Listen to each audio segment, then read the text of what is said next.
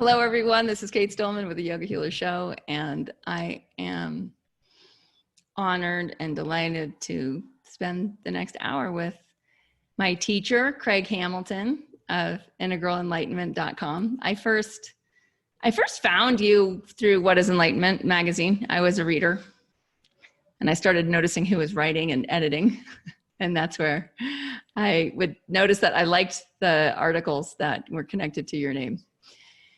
And I was later on when you first started teaching and kind of your coming out party with Integral Enlightenment. For some, one email list to another, I again was like, who is this guy and what is he doing? And I ended up in the Integral Enlightenment community with you and in years of the practices in your practice community. And it has had a profound influence on everything we do at Yoga Healer, everything we do in yoga health coaching.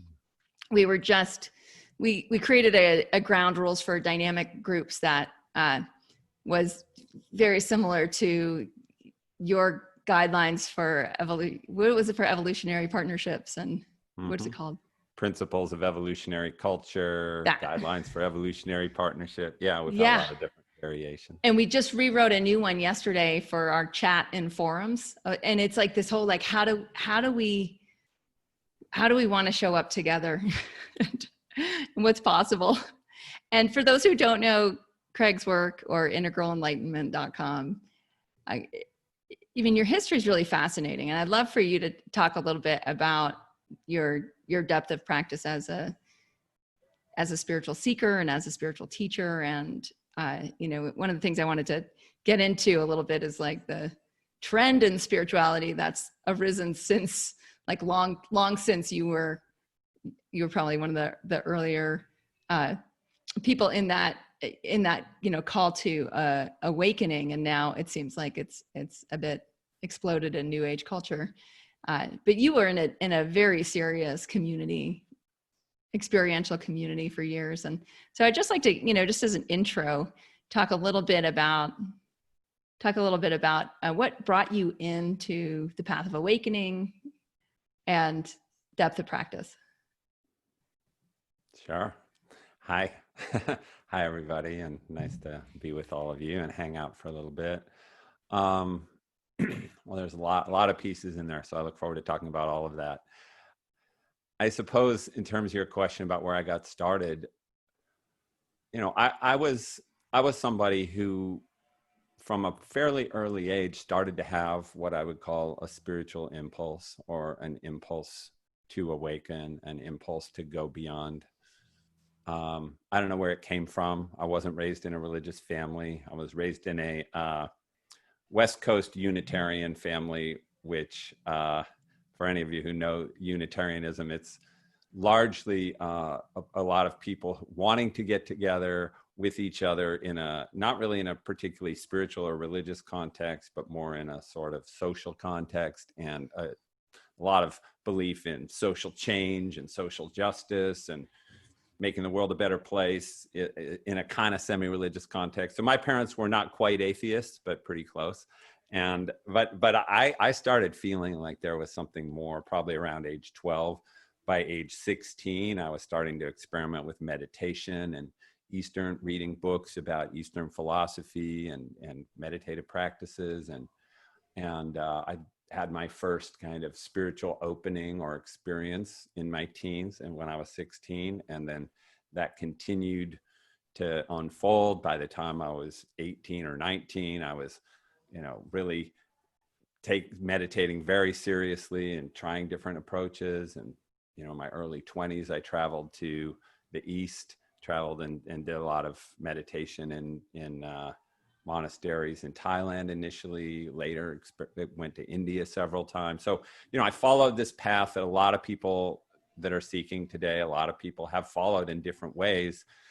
And then, as you mentioned, I ended up in a spiritual community, a kind of contemporary monastery here in the US, where we were devoted to our spiritual practice 100%. We were meditating hours a day and sometimes all day on weekends, doing long extended retreats and doing a lot of what you just spoke about, which is collective practice too, dialogue practice, coming together to try to explore higher consciousness together. So I did all that. I devoted myself to that for a long time. And, as you're bringing this up, one thing I'm curious, one thing I'm pondering right now is to what degree that is sort of a model of the past, or to what degree that's really going to still be happening.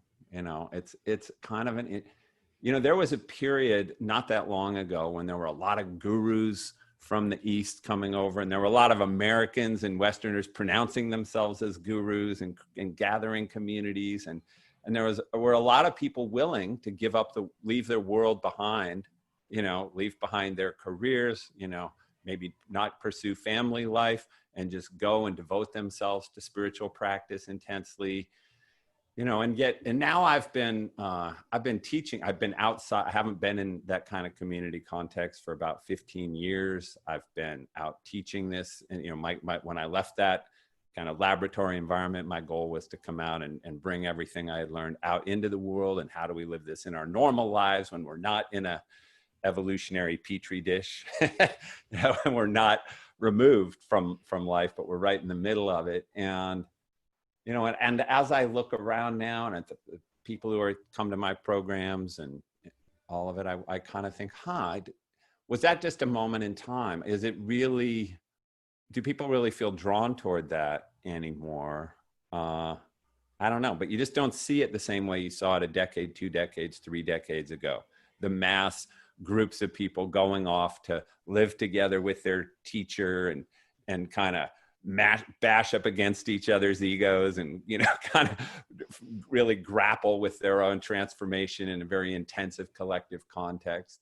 I think people like to go on retreats still, but those tend to be much safer in the sense that, you're not safer for the ego. Not committing to a group of people for a long period of time to kind of figure out how to live together in a conscious way. Yeah. But, so I've since then really worked more on online community. I've been working on, teaching online and how do we get people to connect together online and really awaken to higher consciousness together, support each other. So I'm trying to draw in those collective elements, but still largely much more of an individual path that someone can pursue while they're living whatever their life is, often their big life, people who with big career responsibilities, family responsibilities, very much in the world, but still anchoring all that in a practice in an authentic spiritual practice of awakening. And maybe that authentic, inauthentic distinction is what you wanted to talk about with what you were calling trendy spirituality. Yeah, one of the things I'm hearing in that too is that like there's an accessibility. And technology's really facilitated that. Like I'm not sure when we met. I'm trying to think. I think Indy was like 18 months. So I probably wasn't going to like pick up and move to California. Right. And just like, so that accessibility part of how people can be in different stages of life, different stages of career, and still access a depth of teaching and community and experimental, experiences that are probably a lot different than they're going to either find in their household or in the boardroom or at the office.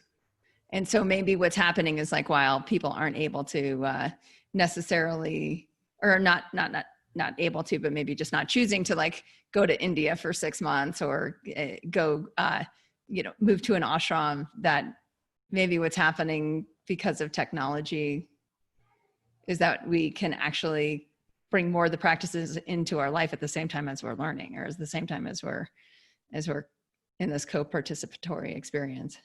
Yeah, it does seem that way. And, and yet that longing for the real in-person community exists. Yes. And I'll let you in on a little thing I haven't really talked about, but something I'm cooking up for probably about, it might have been next summer if it weren't for this pandemic, but probably hopefully in a couple summers, me and a number of colleagues have this idea to create a sort of a live in-person summer semester kind of transformational academy event where multiple faculty are there teaching different streams, but also the whole group's going through a collective thing, and it's like a month long.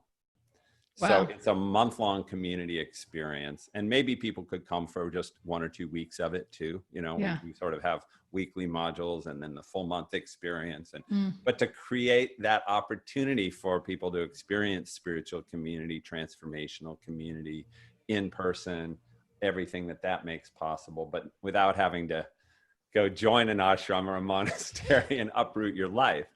So that's something that's in in the development stage that I'm curious about, because I do, I long for that. And I think, I love online community. I've seen how much can happen with that. Clearly, it's a way for people all over the world, or people who live in a town somewhere where they're the only person like them that they know, but now they can plug into this community and be with like-minded people and have a tribe. So I'm a huge believer in, advocate, and catalyzer of that. But because that's what it is it's a catalyst. I mean, we find at our live events, and we do like 3 to 4 day, even 2 to 3 day, and it's such a catalyst for for change, and it's lasting. We've been doing it for long enough to find that, but also just to experience like, oh, it can be like this. I had no idea. Life together can be like this. Life together can be like this. So even evolutionary friendships, like people in our community have a much better sense of what that feels like and is like, and how it's so different, because it is so different than just like, going with the flow or going along with whatever's, I don't know, I guess enabling. It's kind of what it seems like. Well, what I hear you saying is it's different, sort of any relationship or group, or, any way people are together is made up of agreements, right? It's made up of sort of implicit, sometimes explicit, but mostly implicit agreements, just sort of, and that's culture. Culture is sort of these agreements on what's important, on where we go and where we don't go, and how we respond and what's appropriate. And in conventional relationships, the agreements are often, well, I'm not gonna say anything critical about you if you don't say anything critical about me. I'm not gonna challenge you if you don't challenge me. And you're gonna agree that I am who I think I am. And I'm gonna agree that you are who you think you are. And we're gonna just try to keep this status quo together. And then, try to do fun things and have a nice time somehow within this very constrained structure. And you're saying you get into this evolutionary or spiritual kind of relationship, conscious relationship engagement, and we change the rules. And we say, now, of course, you're going to challenge me where you think it might help me. Of course, I'm going to challenge you. And of course, you're going to support my growth when you see it happening. You're going to get up underneath it and fan the flames when you see me changing, when you see me going out to the edge. You're not going to try to pull me back and go, oh, don't change, because then I might have to change.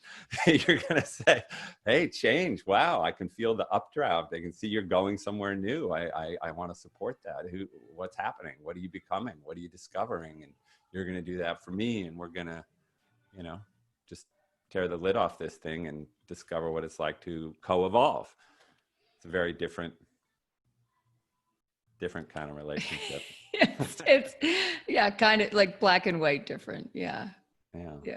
So you mentioned that awakening as ultimate peak performance technology. Let's because you're thinking about that, and what I see in that is like you've always been into awakening, and now like modern context is so much about, it's so much about peak performance. It's so much about focus and getting done what we actually want to get done. Because I don't know, I've talked to a lot of the Silicon Valley people writing books on this stuff, and like well, actually, and it's Silicon Valley plus behavioral scientists, because they really overlap. Like the people making the technology that's sticky, that's causing disruption of focus, and the people that are really, studying behavioral science and noticing what's happening with like the mass population and inability to focus, essentially. And so there's this desire, you know, especially for anyone who's feels like they're just like navigating all of the things. There's this desire to be able to really do what we want to do. And there's more and more what seem like distractions or inefficiencies or pulls of attention away from just that. And it can seem like a lack of control with time, a lack of ability to achieve a desired goal. And all of this can add up to like, how do I improve my performance so that I'm able to live the life I want and do the things that I want. I just watched, as a side note, I knew this was going to come up last night after I was watching Hamilton. Indy is now 12. So my kid's a song and dance kid. My dad is from Brooklyn. And so they love watching musicals together. So we've been sort of like waiting to get our eyeballs on Hamilton. And that happened last night. And what struck me was how productive, like how meaningfully productive Alexander Hamilton was. How, you know, just prolific. Right. And he died at my age. And that really, like at the end, Winston and I are both 47 and he looked it up on Wikipedia, like when exactly was he shot and killed and in the duel. And he was 47 years old. And I thought, well, okay, I've written 2 books and I've done a bunch of stuff, but nothing compared to like inventing a new economic system and, you know, creating the New York Post and fighting the revolution. Fighting the revolution. Yeah, I know, huh? You're not quite ready to say, okay, I'm dead and that's my legacy. This is my legacy. You've got more to do. We have more to do. More to, and just that, I mean, there's just a huge dichotomy right now between what people are actually experiencing and peak performance, you know, and whether we blame it on whether we blame it on COVID and kids at home, whether we blame it on iPads and iPhones, whether we blame it, you know, like there's a million of those things that we could say are actually sucking, attention and these inefficiencies. But my guess is that you have a lot to say on where awakening fits in with what it is that we're actually wanting to experience. Well, it's interesting, again, reflecting on sort of our cultural moment, because what's coming out in everything you're saying, I think feeds into what we were talking about before, which is at the beginning, I was sort of ruminating on the sort of surge of spiritual seeking that was going on a few decades ago, and everyone running off to the ashrams and you know, Zen retreats and, you know, trying to awaken internally, and how that's still going on. But there's, you know, I'm seeing, as you are, more and more of, it seems like a lot of the seeking that's going on now is this seeking to become the most optimized version of myself that I could be, to, you know, unlock my potentials, to, you know, and there's several different approaches to it. You know, one of them that you could say is sort of a learning approach, like I'm going to learn skills and master skills. I'm going to learn how to read quickly, how to absorb information rapidly,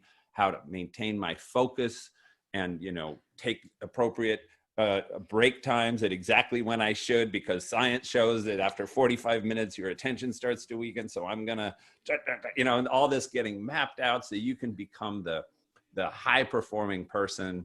And like you said, get done what you want to get done, you know. So inherently now, a lot of our collective orientation must be shifting to a recognition that like happiness in life isn't just found by having experiences, it's found by accomplishing things, by contributing.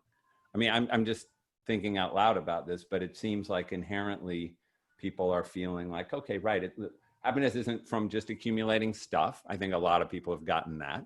And it's not just from accumulating, like traveling to all the neat places, or, you know, eating all the cool foods or drinking all the nice wines or whatever, you know, experience. A lot of people are kind of getting, okay, that's fun, but it's not fulfillment. And so fulfillment seems to come from really giving my gift, really contributing to the world, really fully expressing. And so I want to get good at that. And so now there's like you said, the behavioral scientists, the technologists, the interface between them, everybody writing about how to hack this thing called life, how to get your brain to perform better, how to, et cetera. So what I think is kind of one thing I've been reflecting on lately is how the path of spiritual awakening kind of answers that calling in some ways even more. Well, I don't want to say that.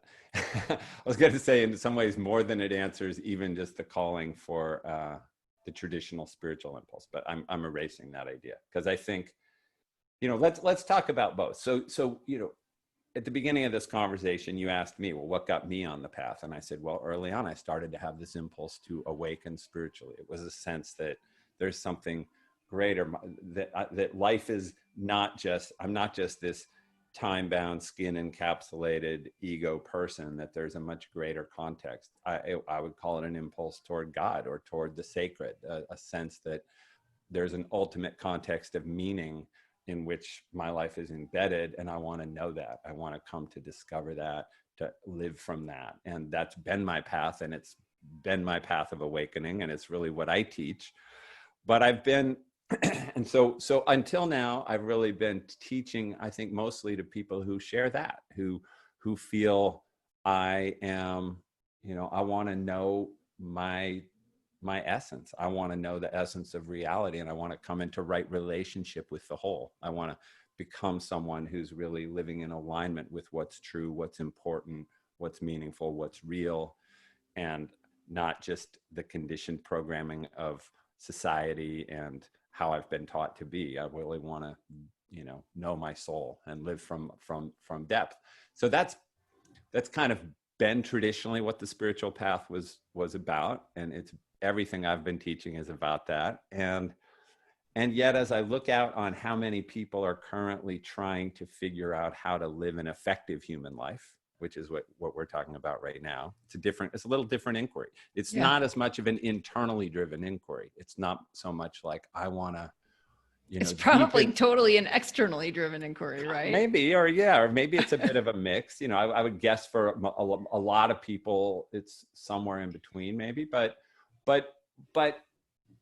let's assume it's externally driven, at least for a moment, and say, okay, so there's another impulse. So there's the spiritual impulse, which is I want to know my creator. I want to know the source of all things and come into alignment with it in myself. And then there's this other impulse, which is I want to be an effective human being. I want to be an optimized human being. I want to fully live my life. I want to fully give my gifts. I want to fully embody this life and not kind of live half my life or live in, just be playing out the limitations and programming of the past. And what I'm pondering is how profoundly spiritual transformation answers that call as well. And yet in a way is really largely unknown, I think, to most of the people who are trying to hack life or trying to figure out how to optimize themselves. And so, I'm curious, can I interject? Jump in. I'm curious if, so like in yoga philosophy, in Tantra, there's the high goal is Svatantriya, is like this, Sva is this self, and Tantra is like this freedom, right? It's like plasticity of self that when you were talking before about evolutionary partnerships, and it's kind of like, hey, it kind of gets to a place of, I don't really know who I am, right? And right. Instead of needing to be fixed on like, I am this, and this is the way I am. It's more of this, I have this body, I have this mind, it tends to run these patterns. I have the sense of, dharma or aspirations or sense of purpose. That's kind of, I'm not sure where that comes from maybe, but it seems to be there because I want to do these things now. And this more of this, who I want to become next is more present to that. Yeah. So just to pick up on that. Yeah. So, so this is a perfect example of what I mean when I say that that the tech, let's call it the technology of spiritual awakening. So now we're trying to secularize it a little, you know, in this way of looking at it. We're saying, okay, okay, sure, spiritual awakening is the, you know, divine impulse in the human being discovering its source and essence and the sacred, and that's been the traditional kind of religious framing. Now we're going to say, well, in a secular context where people really want to live their full human life and become peak, you know, perform at a peak level and optimize their existence here in the time we have.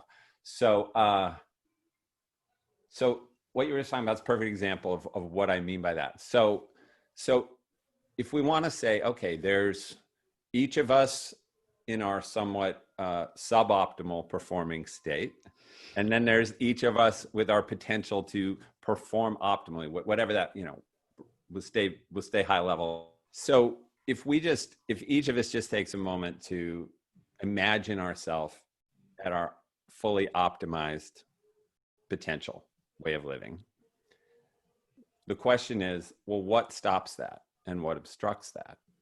Now you see a lot of people who are trying to hack the human condition or figure out how to, you know, achieve higher performance. They're not so much asking that question. They're asking, well, you can learn to focus better, and you can learn to organize your time better, and you can learn to, you know, get into higher states of consciousness. There's a lot of talk about flow states right now. And hey, we all notice what people perform at a high level when they're in flow. So what are all the gimmicks and tricks we can do to trigger ourselves to go into a flow state? Because then we'll perform higher. So there's all that going on. But another question we might ask is, well, if it's our true optimized potential, why aren't we that way naturally all the time? Like, why wouldn't we be optimized? Why wouldn't we be these dynamic, free, flowing, creative, spontaneous, adaptive, fluid beings? What's stopping that? And, you know, one answer that we would get from spiritual traditions is it's your ego. And another answer might be it's your conditioning, which are, you know, related but different things. So we could say your ego, which you were speaking to, is this sense of, it's a very rigidly held picture of me. You know, it's a self sense, it's a self concept, it's a self image that I'm very invested in defending. And it's got, I'm good at this, I'm bad at that. You know, this is what makes me a wonderful person, this is what makes me a terrible person, whatever. We all have our little cocktail, our mix of ego stories and structures that we defend, that we're invested in holding on to, that we you know, maintain at all costs against any truth that might challenge our ego picture. You know, so we all have that, and then there's also our conditioning, which means all of our habits, and that some of them are deep biological habits that predate even the existence of humans, just how we respond to fear when it arises. But some of these are particular to us, habits we learned in life because we had a parent who was very shaming, or we grew up in a group of friends who said it was, you know, important to hold your feelings in, or, you know, whatever it is. There's just our life habits of how we relate to our experience and how we relate to our potential. So the question is, what's the best way to get out from under those things? Can we do it a little bit at a time? Meaning, can you just gradually study every one of your habits and try to form a new habit to break it? Can we, you know, gradually study our ego and try to form, you know, change our ego story to something different? Because there's a lot of things that would tell us that that's the approach, but spiritual awakening takes a completely different approach. It basically says there's a dimension of who you are that is not your ego. It already exists, fully formed, and it's here right now. And you can access it directly through spiritual practice. You can learn how to shift your attention out of this embedded ego structure into this liberated, expansive, superconscious self that's always here in every moment anyway. You just aren't noticing it because your attention's locked in your ego. And spiritual awakening says all that habit energy is something you can break out of as well, because the true self, who you are in your deepest essence, doesn't have those habits. It was never at the effect of all of that learned behavior it was never embedded in time and change, and didn't form all this rigidity and limiting beliefs and limiting habits. And so guess what? There's a set of technologies called spiritual practices that can awaken you to a part of yourself that's already optimized, that's already that already has the capacities that you might be spending years and thousands of dollars and lots of time trying to develop and cultivate one at a time. And in fact, you could shift into, you know, Kate, what you beautifully described there when you were talking about the higher yoga sutras and the goal of life as this plastic self, this fluid, dynamic, free being, that's something that's here for all of us right now. And if we can unlock it, then we are unleashing our higher potentials. And I want to clarify, it doesn't mean, because it doesn't mean everything we would ever want to learn and know and improve about our human condition is contained in spiritual awakening. It doesn't mean you're going to be, good clarification. It doesn't mean you're going to be good at math. or that I'm going to be good at. It doesn't mean you're going to, like make $1 million, or like the things that people might have is like, and write the book, like do the thing that might require skill. There's skills, right? Writing skills, communication skills. There's a lot of skills that we can learn, and that's part of development. But even that, what gets in the way of our rapid learning of new abilities? It's, again, those rigidities, those old habits, those limiting ideas. I can't learn that. Oh, I'm not good at that. Oh, that's hard. I wouldn't, it's like, from one point of view, the most profound capacity that spiritual awakening unleashes is what you could call evolvability or adaptability, the ability to rapidly learn and grow and change. Because, in many, one of the things everyone's talking about these days is, oh, wow, the world's changing so fast. It's so unpredictable. The technologies are changing and we can't keep up with them. And, and wow, suddenly a pandemic hits us and our whole, lives, many of us have kind of turned upside down. How do we adapt and evolve and stay agile, stay free, stay, peak performing, back to our concept that we're talking about. And the answer is, how do we liberate our consciousness? How do we awaken to the truth of who we are? How do we anchor ourselves in this expansive, free, spontaneous, dynamic, loving, caring, wise, intuitive, great at problem solving, this way of being? And yeah, so I'm kind of just, I'm one of the things I'm thinking more and more about is the reality that the answer to the question that so many people are asking is a spiritual answer. And I think broadly, our society hasn't gotten that yet. The good, I mean, maybe that was kind of obvious, but I mean, even the life hacking, peak performance orient, the people who are trying to figure it out. No, like, I'm like, even spiritual communities maybe haven't gotten that yet. Like, yeah, that's right. There you go. Yeah. I mean, I saw it from a yoga background. I remember this one teacher who, this kind of seems relevant, who had mastered all the poses and thought like that would enable enlightenment or that awakening. If you just got the physical asanas. Yeah, all of them. Perfectly. All of them. Bam. Every single one of them, that like something would happen. Interesting. And it's, sort of that nth degree of what you were saying, but it's like, it's not it's a different, I mean, that's the thing about it's interesting too, what kind of keeps popping into my mind is with the Yoga Sutras. And the second, like the first one is like, now we're going to do this, essentially. Now we're going to do yoga. And then the second one is about the fluctuations of the mind. It's like, until you can sort of see what's going on in the mind and not be that, and not act from there, it's like, it's not yoga yet. Right. And so that's like just the beginning of what then enables these different ways of experiencing who we are.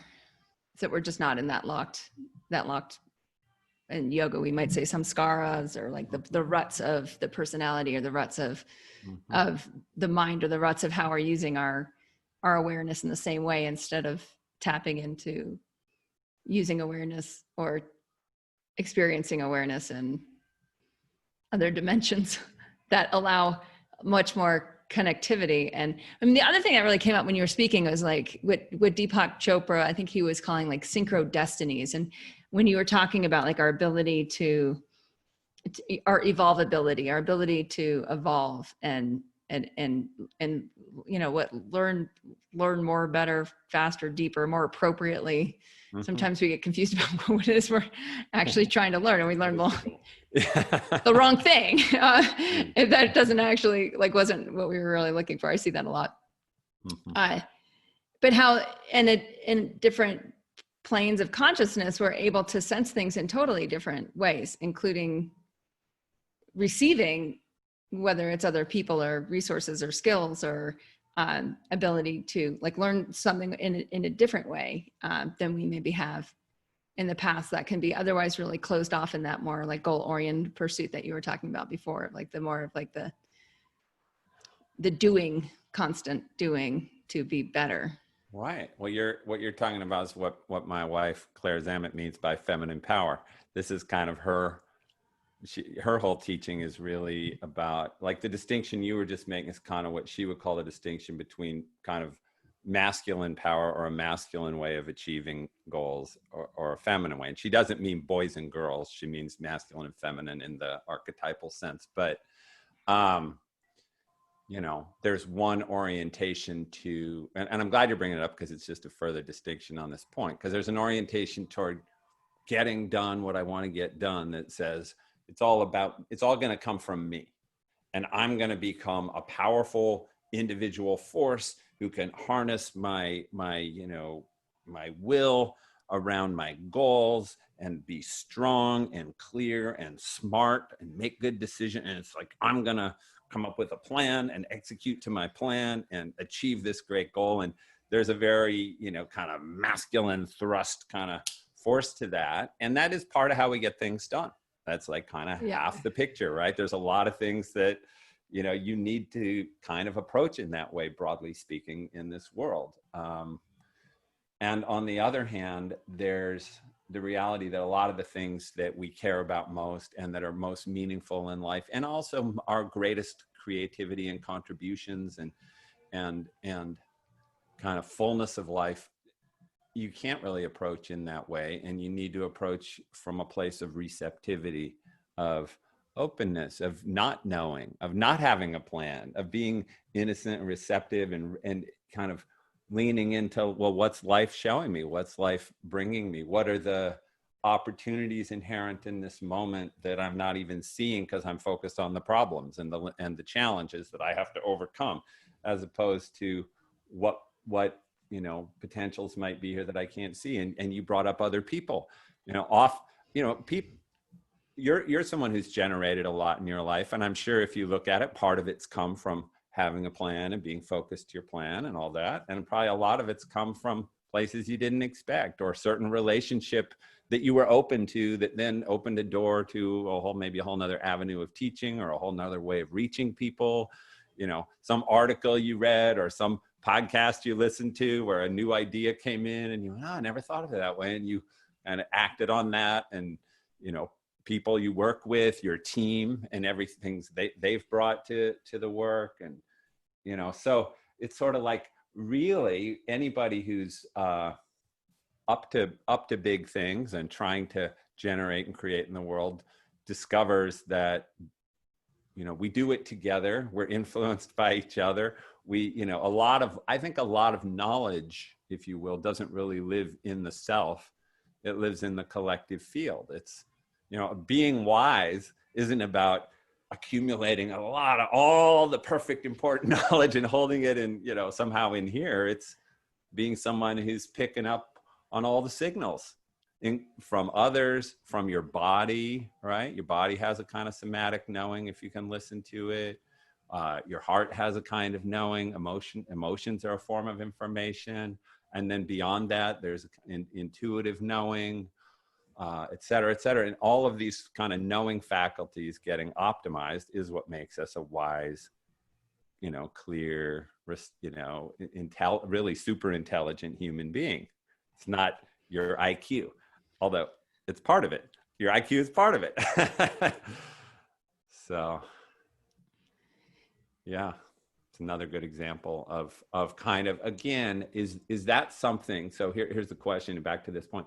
Is everything we're just talking about, this kind of different way of knowing and being open to knowing and receptive, is that something you can just learn and practice on its own as a skill? Or is that something we awaken to when we get out of the way and allow this part of us that's already that way to come forth? Spiritual, the awakened person, awakened consciousness is this way.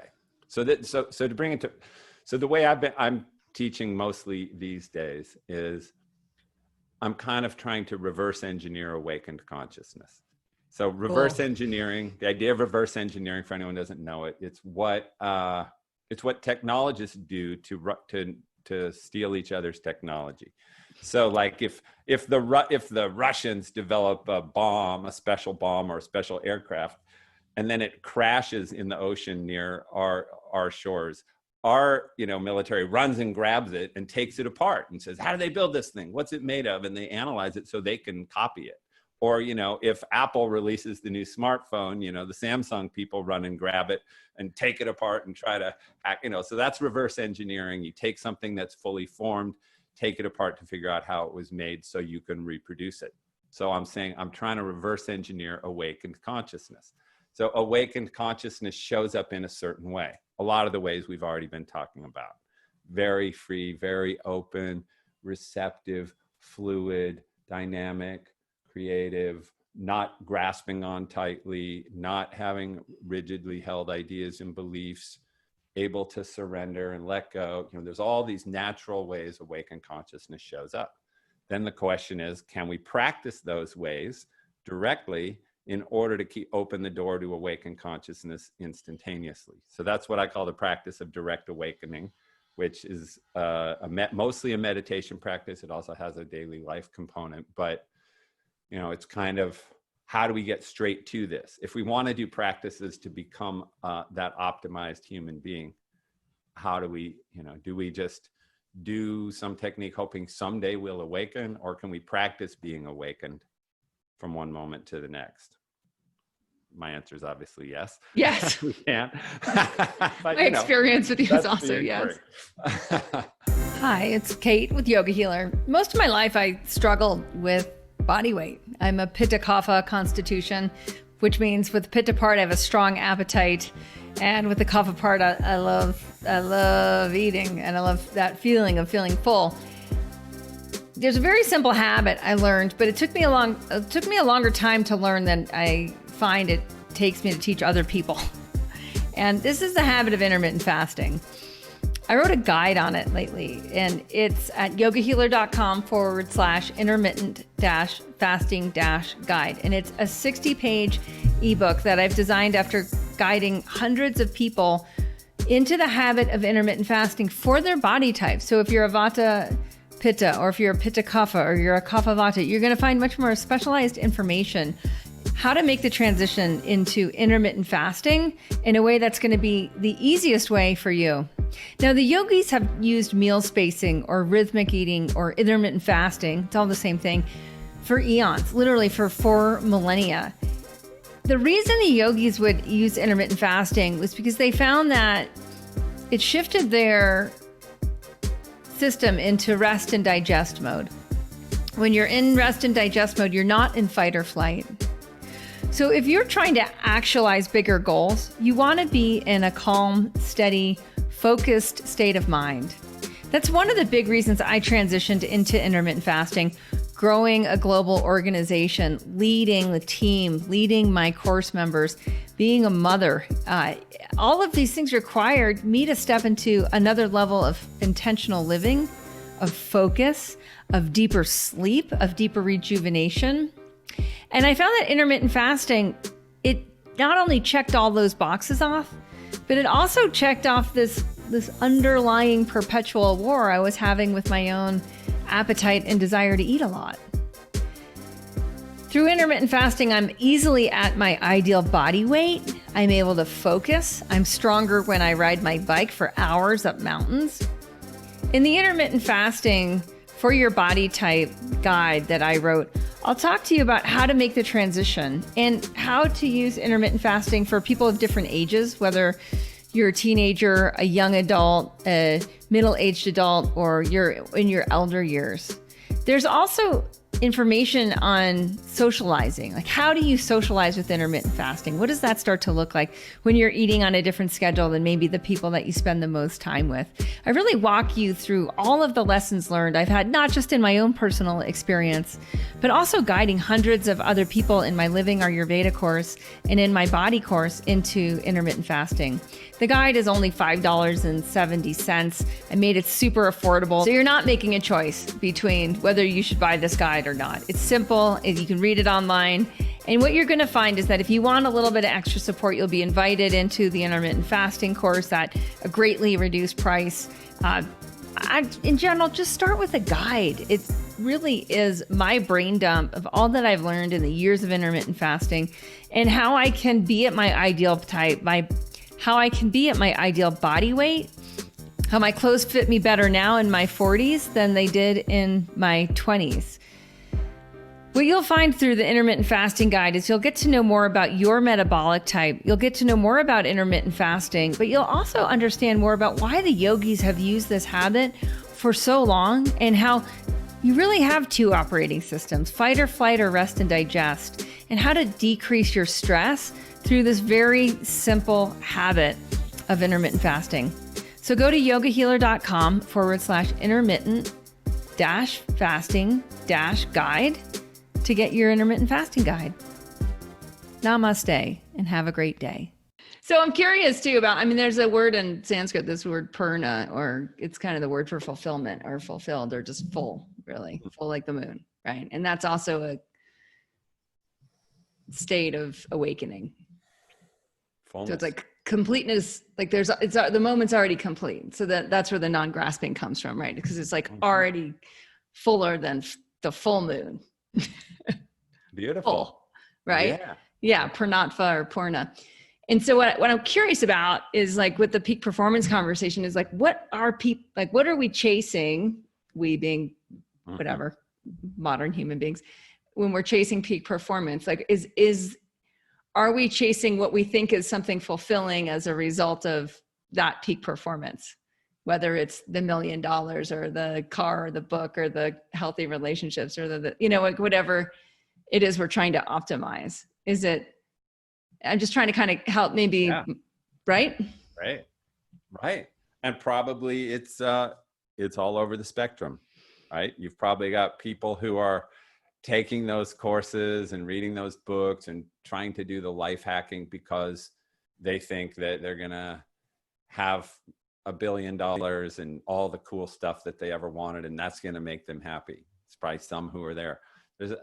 I know a lot of people are doing it because they feel that they really have something to give and they want to know how to give it. And so like the Dharma. Well, you mean Dharma in the sense of like your path, your unique path and contribution? Or purpose yeah, exactly. Yeah, sure. I think for a lot of people, it's probably that. And, I know there are a lot of people now who, especially right now, especially after the last 4 years. So a lot of people looking out at the state of the world going, oh my God, things are getting really bad. And, particularly in our country, things are getting really, really bad. And I don't just mean with the pandemic, but just, the rolling back of so many protections that we had put in place for our environment and for people's rights. And it's just kind of getting destroyed. So there are a lot of people who feel, I want to be able to contribute. I want to be able to help this move forward. Yeah. I got to become more effective. I got to become more optimized, my best self. And, in many ways, that's the conversation I feel I'm trying to speak into more and more is that one, not so much, not really the one of, hey, learn to do spiritual practices so you can get a nice car and have lots of money. That's not really one I'm interested in, but although I'm sure some people will go there with it, but much more, you know, because here you brought up fullness or fulfillment, and you know, it's kind of interesting, like, where does fullness and fulfillment come from? And I think there are kind of two parts to it in a way. There's this one part that you spoke beautifully to, which is this inherent recognition that this moment as it is already whole and complete and full. And it's a spiritual realization that really changes everything for us, because we suddenly go from a sense of lack, not enough, always postponing my life to the future when everything's going to line up and be just right, and I'll be in the right relationship, and I'll have the right amount of money, and I'll live in the right place, and my kids will be obeying me, and you know, whatever else, my life will really be working. And then that will be the time when I can let go and I can fully surrender into this moment and stop trying to get somewhere else. It's, you know, I'll really finally be able to relax and let go and be happy. And we're always postponing it. And then there's this sudden spiritual realization that is like, oh, wow, the moment right now, this one with all of its apparent imperfections, is made up of this incredible perfected essence. And that extraordinary perfected essence is much more meaningful than all the surface imperfections. And so I'm now released into life as it is right now. I'm no longer resisting life as it is. I'm now going to fully show up here, because there's no other time. The future is just something in my mind. I imagine this future, but it never comes. I'm always just here in the moment. So I'm going to finally live here now fully. And, you know, it's this great release. So that's like the essence of spiritual fullness, you could say. But there's another kind of fulfillment as a human being that I think comes from what we could call alignment with, you used the word dharma. It's a good word for this, because dharma means, on the one hand, your personal like path, your personal dharma, your personal role in the cosmos, and getting aligned with that. But it also has a meaning that's sort of like the law of life. Mm-hmm. It's like the principle of living in alignment with a higher order. Mm-hmm. And this idea that I'm living in alignment with a higher order, it has a moral component to it. It's like I'm living a life of moral integrity, mm-hmm. you know, living true to my own principles, you know, absolutely not compromising them. I'm stretching to align with a higher order that I can't necessarily see, but I can sense, and I'm trying to come into alignment with that. And it includes fully giving what I'm here to give, mm-hmm. and all of that. And so I think there's this other dimension of fulfillment that can only come when we're really giving fully to this life. We're not holding anything back for ourselves for the future, but we've like fully brought our dharma, you know, we're really living our dharma, and we're living in accordance with that higher dharma. And that creates another kind of fullness and fulfillment, kind of a relative kind of fullness and fulfillment. But it's equally, I think, significant for a person. You know, you mentioned when you were speaking about the Hamilton movie, and you were talking about that sense of, wow, look at how much he had done by age 47. And I want to be someone who feels like I've done my thing. You know, like part of what I think enables us to leave the world feeling free and full is that we've really given it. And probably where people leave the world feeling a sense of regret and lack is they didn't really do it. They didn't really show up. They didn't really give their gift and what they had. And they, you know, held back out of fear or, you know. Yeah, no, I'm glad you mentioned that, because that first part of that, it's already here, enables us to take a lot more maybe risk with getting it right. Absolutely. And what do you have to lose if life's already full? Yeah. So then you can take those bigger leaps, take those bigger risks, kind of put it all at risk at times, you know, for a bigger reason, for truth, for love. Like what's worth risking for? Love, truth, goodness. Yeah. Yeah. Mm. Such a pleasure to be with you, Craig Hamilton. You too. Oh, I got to tell you my funny Hamilton story. So, Oh yeah. Oh so right, because I didn't even. I'm a Hamilton. You're a Hamilton. So I grew up in my family. The story was that that we were my dad's side, the Hamilton side, was descended directly from Alexander Hamilton. So funny though. So my mom's side, we had the story that we were all descended from Philip John Schuyler, who was the father of Hamilton's wife, Eric. which doesn't mean which doesn't mean there was doesn't mean it's totally incest. No, it doesn't necessarily mean that, but it was this kind of. So then when I saw the production a couple of years ago, I got to kind of get related to the whole thing, and I was like, wow, both sides of my family supposedly anchor into this story. Wow. I've got to pursue it. We have the little kits, the ancestry kits we're going to send in. I'm going to see if that'll actually reveal the truth, because these are family. Do you have the family trees? I don't have the roots yet. I've got a family tree that goes back pretty far, but not quite that far. But anyway, it's going to be fun to explore and find out if that's true. Now that because I love that show. Anybody who's in and hasn't watched Hamilton, it lives. So tell me, I think it lives up to all the hype, because I went and saw it live. I think it's the best production ever made. To San Francisco, and I kind of thought, how's it going to live up to all the hype? Because it had been so hyped, and we saw it, and we were moved to tears, and we were just like, I was crying. Never seen anything like this, and. Yeah, we saw the movie when it came. We watched it on the 4th of July, and again, just felt that fullness, and it's beautiful. Creative fullness. Where does that play in, right? Yeah. Somebody fully, like you feeling that it was. the risk, right? Like the risk to totally mix up time periods and skin colors and all the things. So do you have time for one more little question? Yeah. Or you got to go? You're okay. No, I'm good. We'll bring it home. Okay. So, because with this really, I think, this sort of like, where do I start for some people, or how do I reinvigorate my practice might be another question for other people. And this connection between awakening and practice on the cushion or in the chair, or just meditating, so we can actually work directly with awareness, work directly with ourselves as awareness, as opposed to doing two things at once, like maybe doing yoga where we're moving and breathing, and maybe trying to work with awareness in that way versus simply sitting and being.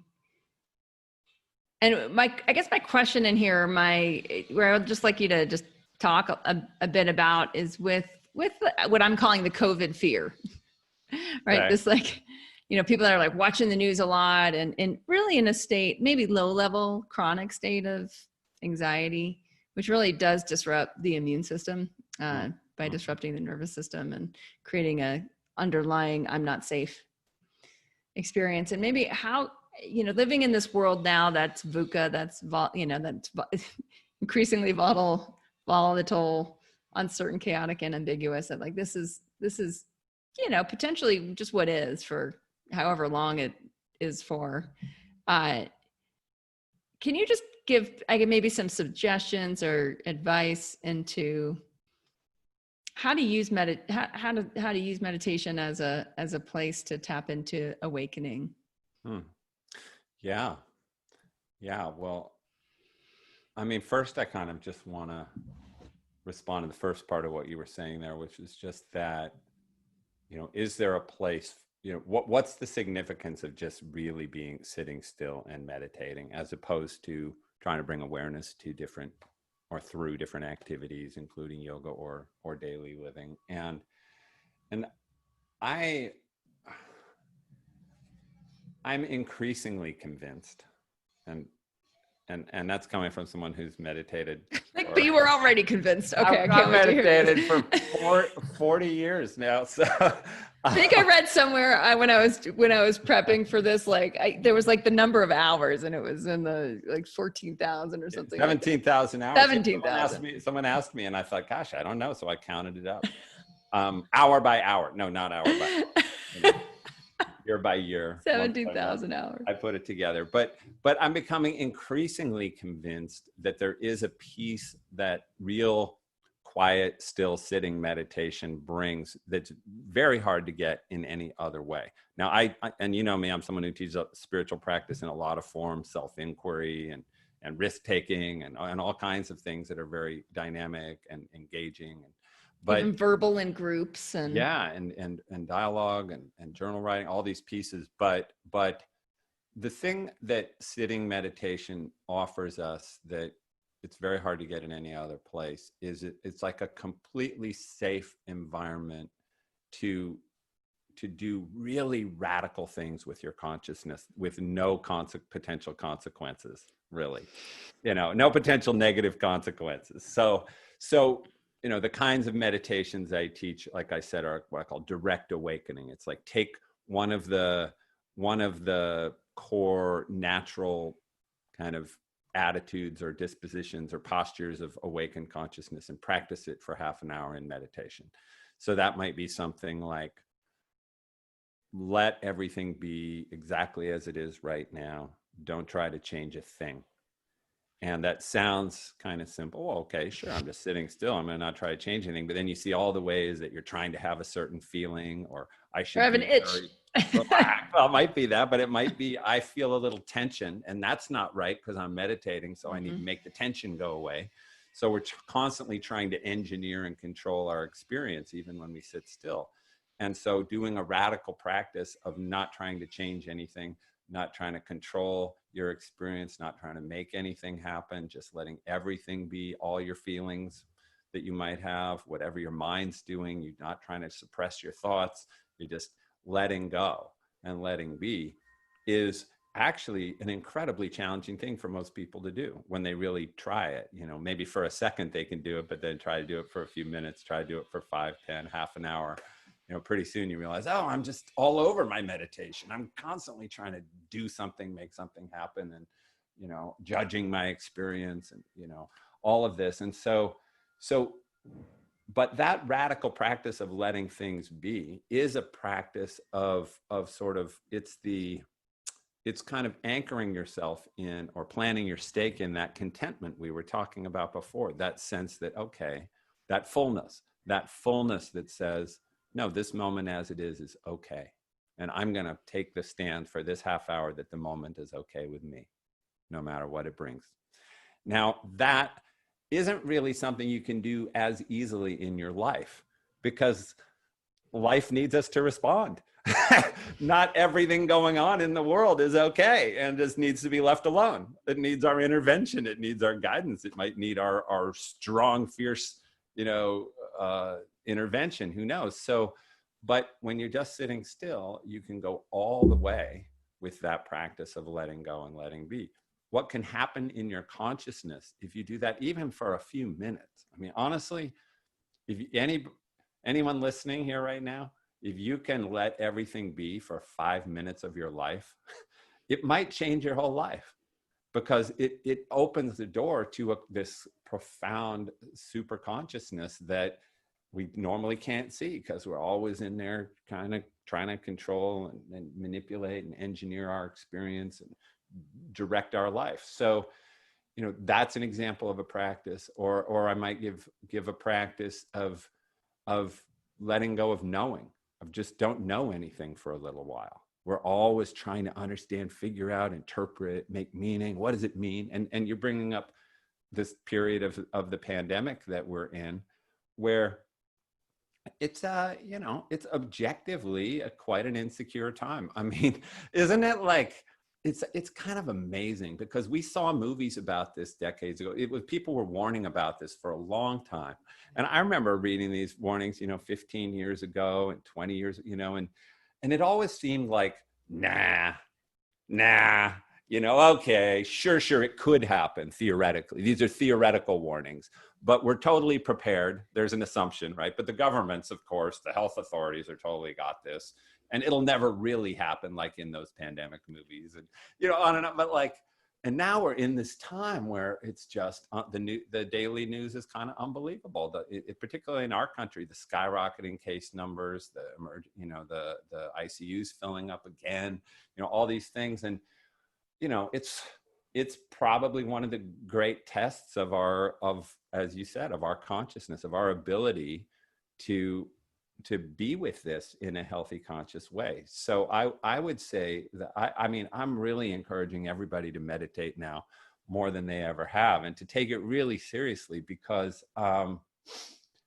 you know, there's like a set of capacities that we can develop and awaken to through meditative practice that really are what enables us to handle any kind of chaos and disruption, like what's traditionally been called equanimity, the ability to just stay steady even when everything around you is falling apart. That's something you can try to do. You know, hey, everybody, try to have equanimity today.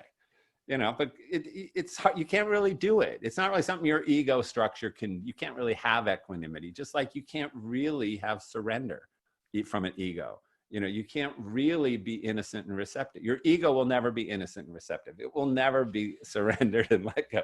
It will never have equanimity. So you got to, you got to make room for this part of yourself that can handle that stuff. And that inner strength that comes where it's like, okay, wow, things are insecure. You might feel very insecure. You might still have those tensions arise, you know, like one of my employees recently went on a family fishing trip. And, you know, we keep hearing about how these family gatherings are one of the main sources of coronavirus spread right now. So he was like, we've done this trip for 30 years. All the men in our family go away for the weekend and fish. And we're going to do it. We're going to socially distance. We're going to do our best, So he comes back a week later, half the men it was a guy's trip, you know, half of them had COVID, including his 66-year-old dad, his 70-year-old uncle.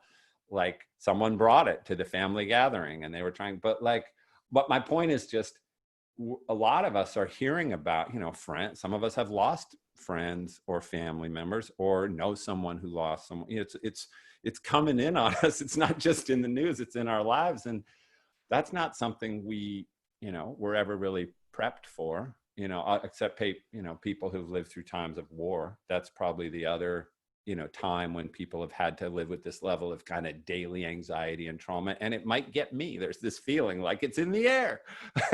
I know you don't feel it up there in the mountains where you are, Kate, but, you know, those of us who are in more urban area where there's a lot of people around, you know, I try to go for walks out here on the sidewalk, and, you know, everyone's walking by without a mask, and I'm in California and I'm like, am I walking through a cloud of it right now? You don't know. So you have to, you know, you have to be wise, you have to be cautious, but you don't want to be in fear. And so the only way I know to get to the place where we can live with this kind of uncertainty and insecurity is through spiritual awakening, which actually brings it home to this whole conversation we've been having. You know, one form of optimal living is a person who can kind of handle anything. You know, we can handle anything life throws at us with grace, with wisdom, with care, not contract into ourselves, because this is also a time when we're needed. A lot of us, other people need us. Probably, you know, we may be having a hard time or scared. There's other people who are really having a hard time and might need our wisdom, our care, our presence, our equanimity to help them hold it, you know. So yeah, I think more than any other time, maybe in our lifetime, this is a moment when we all need to wake up. And I'll put in the show notes for this episode a meditation of yours that's on YouTube. And so that if so anyone who wants to, and there's also a link. Skills. There's like 4 spiritual survival skill videos on my YouTube channel now that are all about everything we just talked about. Great. So we'll link to those. Guided meditation. They're all guided meditations on these different practices for the pandemic. Yeah. By all means. Perfect. Yeah, we'll put those in there. Sure. Awesome. So everyone, this has been Craig Hamilton with integralenlightenment.com. And thanks so much for spending some time with us at Yoga Healer, Craig. Thank you for having me. It's been a delight to converse and explore with you, and blessings on your journey and to your whole community. Bye, everyone.